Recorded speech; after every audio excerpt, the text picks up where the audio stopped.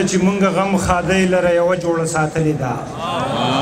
ما ورور مې دواړو وار په وار جامې اغوستې دي او ځان پسې پنسي راکاږي خپو ته یې لمن رسي دا جوړ غریب زوی د غریب پلار جامې اغوستې دي اکثر بله جوړه نه وي نو د پلار هغه واغوندي او بیا لکه ترندې اوسئ تښتي د دهقان لوڼه بیا زمونږ د کلي خان د ښکار جامې اغوستې دي بیا لکه ترندې اوسئ تښتي د دهقان لوڼه بیا زمونږ د کلي خان د ښکار جامې اغوستې دي او خدای خو دې کفن کې د زردارو ریخمي لباس خدای خو دې کفن کې د زردارو ریخمي لباس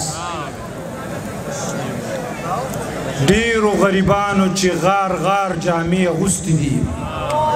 په دغه قافیه عاجز صاحب یو بل دغه ووایي چې ښکلي ستا په انتظار وي بنجاري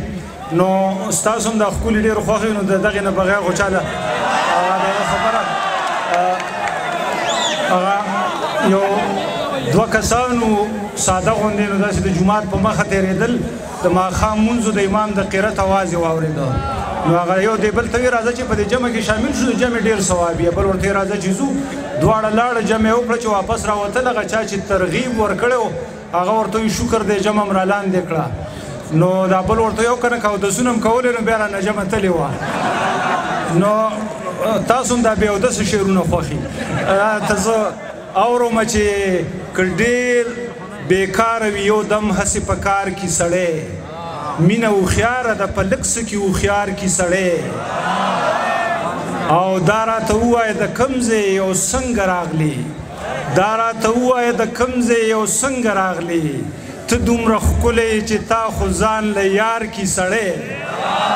دا راته ووایه د کوم ځای او څنګه راغلی ته دومره ښکلی چې تا خو ځان له یار کې سړی او ستا نه به ډېر ښکلی بل څوک راځي زمونږ کلي ته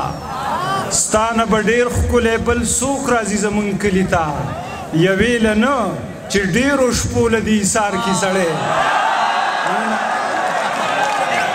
بلنه ورکوم